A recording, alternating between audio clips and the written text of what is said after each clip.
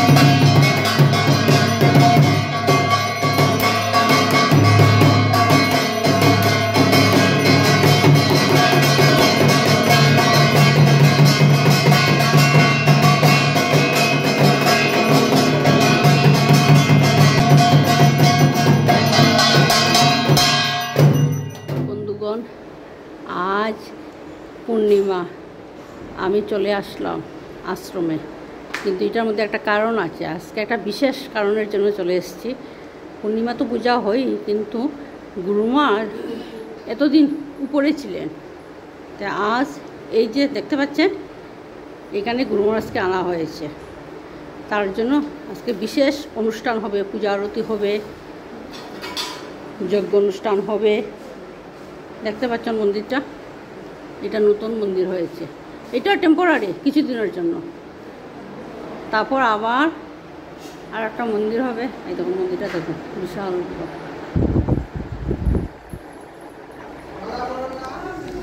এই দেখুন গেট দিকে এসে তারপর আমরা এই দিকে এসে এই দিকে ঢুকে যাব, এই যে মন্দিরের ভিতরে ঢুকে যাব। দেখতে পাচ্ছেন, এই যে ঢুকে তারপর এই যে গুরু মহারাজকে দেখতে পাবো। আগে উপরে যেতে হতো, এখন আর উপরে যেতে লাগবে না। এখানে কি সুন্দর মন্দিরটা দেখুন তো, কি সুন্দর হয়েছে। এই যে এখানে শিব ঠাকুর, এখানে দুর্গা মা, তারপর দেখতে পাচ্ছেন আর উপরটা কি সুন্দর হয়েছে দেখুন। পাশটা কি সুন্দর, দারুণ লাগছে, তাই না? খুব সুন্দর হয়েছে মন্দিরটা।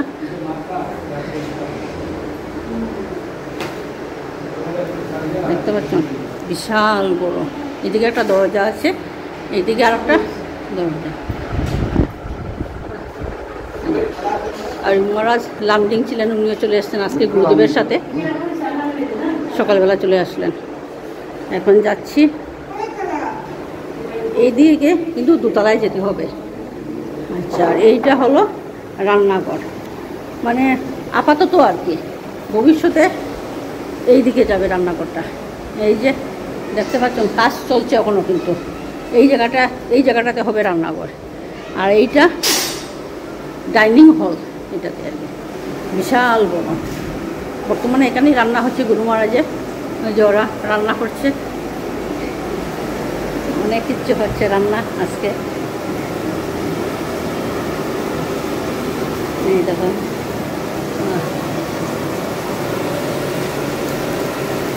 এটা কি পাঁচমিশালি সবজি, তারপরে পায়েস, এইটা হলো আমড়ার চাটনি, তারপর ডাল হয়নি, ওই যে পনিরটা হয়েছে, এই যে হলো পনির, তারপরে এটা পটল পোস্ত হবে, এই যে আলু কেটে রাখা হয়েছে, বুঝতে পারছো।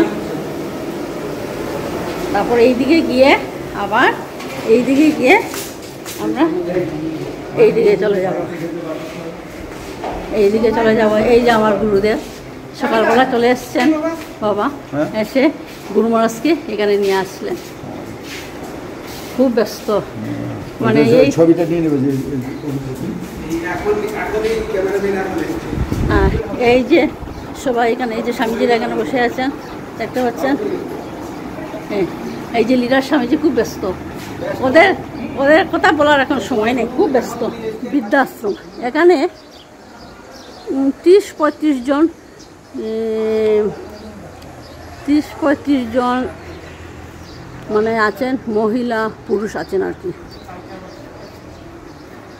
এতদিন তো এইখানের উপরেই ছিল গুরু মহারাজের মন্দিরটা, এখন নিচে নেমে আনা হয়েছে।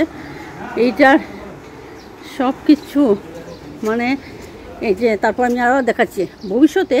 এই যে দেখতে পাচ্ছেন খালি জায়গাটা না, এখানে আনকমপ্লিট কিন্তু, হ্যাঁ দেখতে পাচ্ছেন, এইখানে কিন্তু ভবিষ্যতে মন্দির হবে, ওইটা দেরি আছে হওয়ার,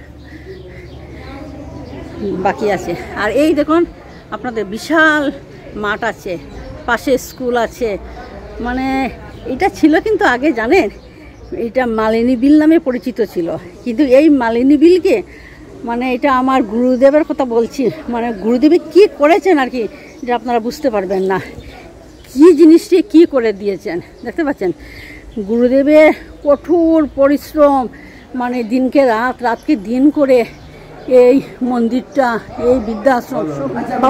আজকে এই পূর্ণিমার দিনে সকালবেলায় সব স্বামীজিরা মিলে, কলকাতা থেকে অনেক স্বামীজি এসছেন, সবাই মিলে এখানে গুরু মহারাজের নূতন বেদি অভিষেক হলো।